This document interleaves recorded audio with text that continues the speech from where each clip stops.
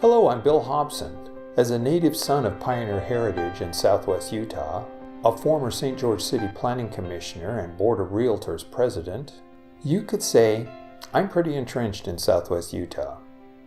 I'm often asked, why are so many people moving here, and why has this area become so popular? There are, of course, many factors. We will discuss some of the basic reasons. If you go way back in time, some of the same reasons for settling here in the valley still exist. It was about 1100 BC when the Shivwits tribe of the Paiutes found they could survive here because of the mild climate and the confluence of the two waterways that meet in the south end of the valley. The Tanaquint, as it was called back then, now the Santa Clara River, and the Rio Virgin River enabled their communities to survive. The evidence of their pottery making and civilization have been found in archaeological digs near this site. In mid-1847, the Mormon pioneers came under the direction of their leader Brigham Young to what became known as the Utah Territory to escape religious persecution. Young was widely recognized as a great colonizer and the first governor of the Utah Territory. It was right about here that Brigham Young stood to make his prophetic statement. D.H. Roberts, a well-known Western historian, relates the following, quote, "On the occasion of President Young's visit to the Rio Virgin Valley in May 1861, he had stood on a small hill at the little settlement of Tanaquint near the confluence of the Virgin and Santa Clara rivers, and looked northward up a gently sloping valley between 2 and 3 miles in extent. Waving his hand to include this valley, the great pioneer said, quote, 'There will yet be built between those volcanic ridges a city with spires, towers, and steeples, with homes containing many inhabitants.'" Unquote. In October 1861, he called 378 men and 370 women to serve a mission in present-day St. George. A few weeks later, they arrived in the valley and circled their wagons in the middle of present-day Dixie State University campus, and what is in modern times called the Encampment Mall. Brigham Young took a special interest in the settlement, which was named after his close friend and Mormon apostle George A. Smith. In less than 10 years, Brigham Young authorized the construction of several substantial buildings, including a large tabernacle, courthouse, and the magnificent St. George Temple. These buildings were important to the early settlers for many reasons, not the least of which is they were a type of public works project to stimulate industry and give employment as well as training to new settlers by skilled workers who had immigrated from Europe as well as tradesmen who brought their skills from the eastern U.S. With the development of water resources and much later air conditioning, the warm, dry weather has become an asset instead of a difficult liability to cope with. While the weather is basically dry and warm, there are still 4 seasons. Winter is short, with very little, if any, snow. Spring and fall are terrific, and the summer is long, with very low humidity and cool alpine climates in close proximity. These valleys of southwest Utah are virtually surrounded by stunning state parks and recreational areas as well as world-class national parks. Many Hollywood movies, television episodes, commercials, and even Katy Perry's video shot for the 2016 Olympics, which featured stunning St. George area scenery as a backdrop. It's hard to overstate the incredible Zion, Grand Canyon, Bryce Canyon National Parks that are all within a couple of hours' drive. National recreation areas such as Lake Mead and Powell are also an easy drive. Grand Staircase and Arches are a bit further, but an easy day trip. The area is virtually surrounded by incredible scenery. It's true that there are several southern Utah communities that are close to these fantastic parks and recreation areas, but the vast majority of the population growth gravitate to southwest Utah. To understand why, I'll share with you a few of the many factors. We are the lowest elevation in Utah. In fact, within 500 feet of the elevation of Tucson, Arizona. So, again, a relatively temperate climate in the northeast Mojave Desert. I think overall quality of life is paramount to most residents, with availability of big city services found in a manageable sized community and metro area. Outdoor activities that can really be enjoyed virtually year-round. 14, soon to be 15, area golf courses, including the 27-hole Sunbrook, the area's first golf course, Red Hills. Sand Hollow. Ledges.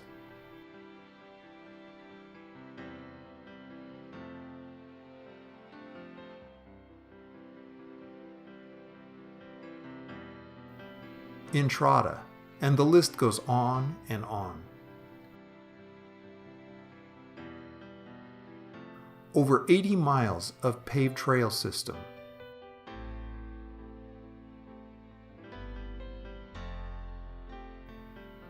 Sports complexes that include tennis, pickleball, indoor-outdoor swimming, and softball. An extensive city park system that includes splash pads, wade-in water features, and even a carousel in the town square. The new All Abilities Park on Dixie Drive with an erupting volcano and red rock canyons. There is even a train ride that serpentines through it all. The city landscape is dotted with hiking and mountain biking trails that people from far and wide come to enjoy. People discover the St. George area by participating or attending world-class events such as the nationally recognized and accredited St. George Marathon, the Huntsman World Senior Games, and numerous national and regional softball tournaments. There is a significant retirement population that has moved to our area or are considering doing so. Again, you may ask why. National publications for several years have recognized the St. George area as one of the top places to retire in the nation. Forbes, U.S. News, retirement magazines, and so forth continually rank the St. George area as among those that retirees should consider. Many folks are drawn not only by golf, but world-class medical care, with Dixie Regional Medical Center currently going through a $300+ million expansion, adding 400,000 square feet. Part of that expansion is a new 115,000 square foot genomics cancer center that promises to lead the world in tumor DNA targeted drug therapy, according to Utah's Governor Gary Herbert. People from larger cities wonder if they may miss day-to-day things like shopping and big city attractions. No doubt to many people, good shopping is critical, but really they won't miss much in St. George. There is really a wide selection of size and types of retail stores that range from thrift stores, big box home improvement, as well as national warehouse shopping. There is also factory-type stores, as well as mainstream and upscale indoor mall department stores.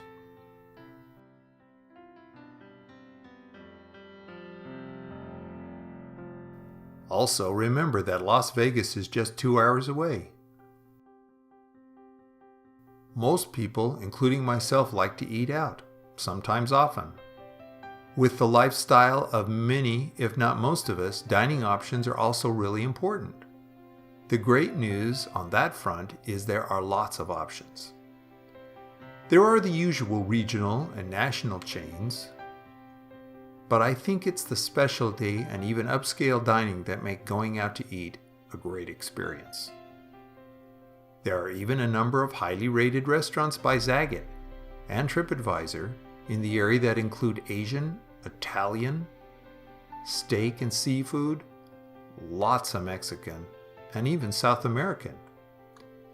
There are many locally owned unique places to grab a quick bite or enjoy something really special. I often get asked if there's a nightlife or anything to do after hours. Well, as a matter of fact, yes. Live music can be found at local eateries downtown, as well as private clubs serving adult beverages are available. The world-famous Tuacahn Amphitheater has been called Broadway in the Desert, and is also a venue for numerous big-name concerts. St. George even boasts its own symphony orchestra with a full concert season. Don't forget that adult gaming and Nevada-style entertainment is just 30 minutes away over the border in Mesquite, Nevada. Dixie State University is a major draw for several different reasons. The student population is growing substantially and the facilities are growing along with it. Business management, marketing, liberal arts, and medical health certification, and many fields of study are addressed by Dixie State's wide-ranging academic study programs. For the sports-minded, a $10 million donation has been recently made to the university's Hanson Stadium to greatly expand its seating capacity and modernize it for the future by Legend Solar. The university has added numerous new buildings that include the wonderful multi-story Holland Centennial Commons building, the Burns Arena addition, the new multi-story student housing, as well as an athletic training, performing arts, learning center, and more is in the planning. The new $45 million Applied Technology College is well underway on the Ridgetop complex across the valley from the main campus at the original municipal airport site. This facility is planning to be the genesis of a new tech park that will greatly benefit our area for years to come. Not to be forgotten in higher education development has been the announcement and construction of the new 100,000 square foot Rocky Vista University Osteopathic Medical Training School. This is only Utah's second medical teaching facility besides the world-renowned University of Utah Medical Center in Salt Lake City. 150 years or so ago, only a handful of people lived here. They were just trying to eke out a living and stay alive. A totally different scenario from the modern-day St. George area. Of course, there are always challenges with growth. But the issues of stagnation or a shrinking population, I would say, are worse. I am asked about water often. Water is no doubt a key. The quick answer is that we are in a unique position of having water resources available. The somewhat longer answer is that the resources are finite, of course, and that we are learning to conserve. Our agricultural ground is giving way to residential neighborhoods. Oddly enough, that reduces water use dramatically, as agricultural use is very high. To add to the surface water, springs were developed on the slopes of Pine Mountain and routed to the new community. City fathers in our not too distant past had the foresight to build the Gunlock Reservoir west of the city. This project was followed by wells in Snow Canyon and elsewhere, and then the construction of Quail Creek and Sand Hollow reservoirs. The Lake Powell pipeline will more than likely be a reality in the next decade or so, as Southwest Utah is increasingly discovered by new transplants and the population continues to grow. In modern times, most of us are pretty mobile and drive most everywhere we go unless it's long distances. St. George City, along with our adjacent cities, county, and state, are addressing the increased traffic with many improvements to both surface streets and freeways.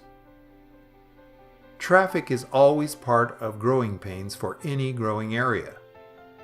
I very well remember this being a one-stoplight town with no freeway and just a few posted stop signs. State, county, and city planners have multiple projects just completed, underway, or in the advanced planning stages to address the increased traffic flows on major arterials. A regional belt loop system has now linked I-15 on the southern part of the valley over to our new St. George Regional Airport in the East Valley and on to Sand Hollow State Park and Hurricane City. This southern corridor, starting at Exit 2 on I-15, is planned to be essentially a divided highway freeway that, as growth and traffic dictate, be expanded. It already provides primary access to the burgeoning Sun River adult community, as well as a new hotel and truck dealerships at that intersection. On the north and west side of the metro area, traffic on the east-west St. George Boulevard has been eased considerably by the new multi-lane divided Skyline Drive and Snow Canyon Parkway that links I-15 to the west side cities of Santa Clara and Ivins with limited access intersections. It's a beautiful drive, by the way, taking you up on the red bluffs above the north of the main St. George Valley with 20-mile views. It crosses adjacent to city parks and hiking trails and then on out through the pristine Red Rock Desert Tortoise Preserve along the base of the Red Cliffs through the very upscale Entrada communities and ultimately out to Ivins and Cayenta to the west. The I-15 freeway itself is being expanded by adding additional traffic lanes to ease congestion. Also, new highly trafficked streets like Dixie Drive have exits added to facilitate east-west traffic flows. Innovative overpass additions and expansions on St. George Boulevard, as well as a very recent underpass construction near the Red Cliffs Mall and factory store shopping areas have been completed. As far as airline service, I think it's interesting to note that our new regional airport was the only major airport built during the Great Recession of the past decade.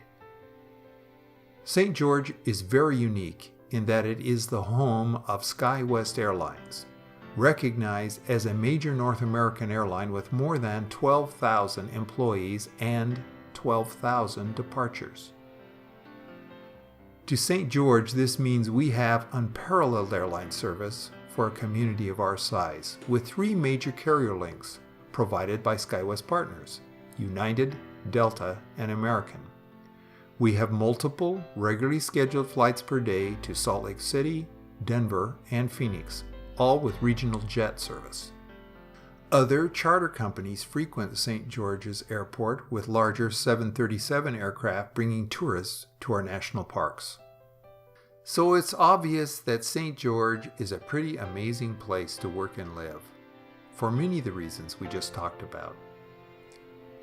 When Brigham Young made his famous statement, I think he knew that despite the formidable challenges that the early settlers faced, there is something almost magical about this place that is still referred to as Utah's Dixie. The people have chosen to call this place home for the most part, are like-minded, and they appreciate the beautiful environment and scenery in this unique area. It's not uncommon for me to hear from recent arrivals to southern Utah that the St. George area is home to some of the nicest people they've ever met. From grocery to convenience stores, you get smiles and a friendly attitude that we locals sometimes take for granted, but newcomers and visitors alike find it takes them back to a simpler time. Speaking of Brigham Young, many folks wonder, is there anyone else here besides Mormons? It's true that this is Utah, and it was settled by members of the Church of Jesus Christ of Latter-day Saints, the Mormons, and there is a large Mormon population. Utah is now much more diverse, however, with many denominations having thriving congregations. I have found that people of faith, or no particular faith, seem to get along very well here. I think Utah as a whole is a pretty remarkable place. The state has been recognized nationally as being very well run. The St. George area is full of amazing people and attracts like-minded people, probably just like you. If you have questions about the St. George area or Utah in general, I would encourage you to contact a member of my remarkable team, or myself personally, as we would love to answer your questions. Thank you.